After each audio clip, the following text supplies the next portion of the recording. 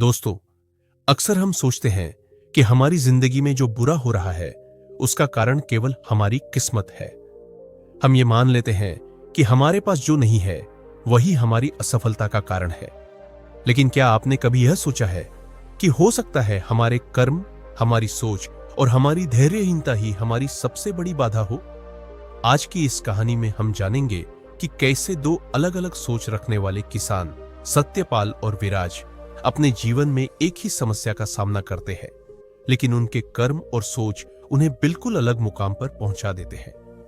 बहुत समय पहले की बात है। उत्तर भारत के एक समृद्ध राज्य में एक छोटा सा गांव था, नंदपुर।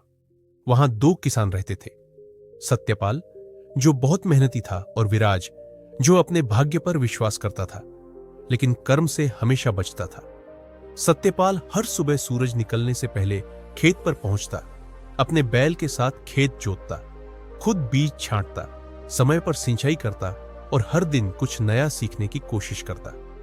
दूसरी ओर विराज दिन देर से खेत पहुंचता, अक्सर बैठा रहता और सोचता, क्या फायदा मेहनत का, जब किस्मत ही खराब है तो मेहनत करने से भी कुछ नहीं बदलेगा। एक वर्ष ऐसा आया जब गांव में बहुत कम बारिश हुई। पानी की कमी के कारण कई किसानों की फसलें बर्बाद हो गई। विराज ने इसे किस्मत का दोष कहा और हाथ पर हाथ धरकर बैठ गया। लेकिन सत्यपाल ने अपने खेत के किनारे खुदाई की, वर्षा का पानी जमा करने के लिए एक तालाब बनाया और मिट्टी की नमी को बचाने के लिए पत्तों का ढेर फैलाया। उसी समय गांव के बाहर एक वन में महात्मा बुद्ध कुछ दिनों के लिए ठहरे हुए थे। उनके प्रवचन सुनने दूर दूर से लोग आते थे। विराज जो अपनी खराब किस्मत से परेशान था, एक दिन महात्मा बुद्ध के पास पहुंचा। विराज, हे तथागत, मैं बहुत दुखी हूं। मेरी किस्मत बहुत खराब है। मैंने कितनी बार कोशिश की लेकिन हर बार नुकसान ही होता है। बाकी किसान मेहनत भी कम करते हैं, फिर भी उनकी फसलें लहलहाती हैं। कृपा करिए तथागत, मेरी किस्मत बदल दीजिए। महात्मा बुद्ध मुस्कुराए। उन्होंने कहा, भंते, तुम्हारी किस्मत तो बहुत अच्छी है। तुम्हारे पास स्वस्थ शरीर है, खेत है, समय है, फिर तुम अपनी किस्मत को दोष क्यों दे रहे हो? विराज चौंक गया। लेकिन तथागत, मेरे सारे प्रयास विफल हो जाते हैं। महात्मा बुद्ध बोले, तुम्हें खजाना चाहिए तो अपने खेत की मिट्टी की एक टोकरी खुदाई करके मेरे पास लाओ। विराज भागा भागा खेत गया, बिना कुछ समझे जल्दी से मिट्टी खोदकर एक टोकरी भर लाया। बुद्ध ने कहा, अब हर सप्ताह एक टोकरी मिट्टी लाना और फिर मैं तुम्हें बताऊंगा कि खजाना कहां है। इस पूरे घटनाक्रम को सत्यपाल भी देख रहा था।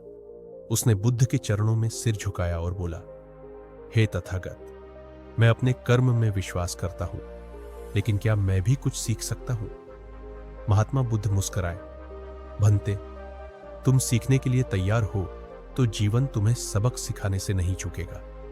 कल से सूर्योदय से पहले अपने खेत की पूरी खुदाई शुरू करो और जो कुछ भी सीखे वह अपने पड़ोसी को भी सिखाओ। विराज मिट्टी की टोकरी तो लाता रहा, लेकिन खेत की खुदाई नहीं कर रहा था। वह केवल इतना ही कर रहा था जितना बुद्ध ने कहा था।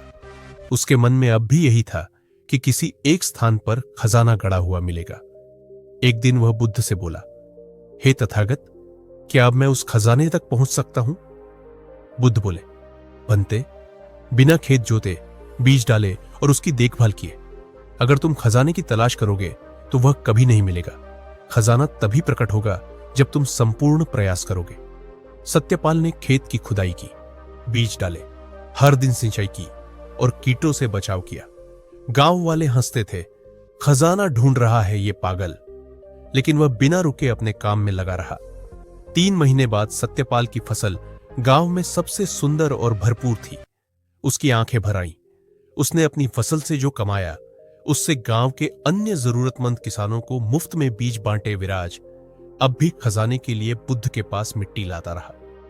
लेकिन जब उसने देखा कि सत्यपाल की मेहनत रंग लाई है और उसकी जमीन बंजर हो चुकी है, वह दुखी मन से बुद्ध के पास गया। हे तथागत, मुझे अब समझ आ गया है।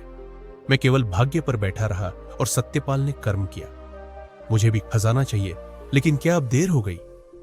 बुद्ध मुस्कुराए और बोले, भंते, खजाना अभी भी तुम्हारे भीतर है, लेकिन वह बाहर तभी प्रकट होगा जब तुम भीतर से बदलोगे। किस्मत कोई अलग शक्ति नहीं है, वह तुम्हारे कर्मों का ही दूसरा नाम है। महात्मा बुद्ध ने दोनों किसानों को एक साथ बुलाया और कहा, एक बीज जब तक मिट्टी में नहीं गिरेगा तब तक वह फल नहीं देगा। ऐसे ही जब तक मनुष्य अपने कर्मों की माटी में बीज नहीं बोएगा तब तक वह फल नहीं पाएगा। किस्मत उस किसान की होती है जो बिना फल की आशा किए भी अपने खेत में बीज डालता है, मेहनत करता है, और जब फसल लहलहाती है तब उसे समझ आता है कि असली खजाना मेहनत और समय की ही देन है। दोस्तों, हम सभी की जिंदगी में परेशानियां आती हैं, लेकिन फर्क इस बात से पड़ता है कि हम उन परेशानियों का सामना कैसे करते हैं। क्या हम उन्हें अपनी किस्मत मानकर बैठ जाते हैं, या फिर हम अपने कर्मों को सुधारकर सही दिशा में प्रयास करके अपने भविष्य को संवारते हैं। किस्मत सिर्फ एक बहाना है, कर्म ही असली चाबी है।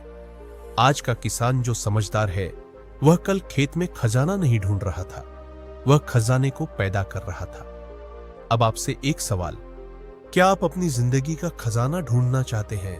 तो जवाब याद रखिए, वो खजाना आपके कर्मों के बीच में ही छुपा है। नमो बुद्धाय।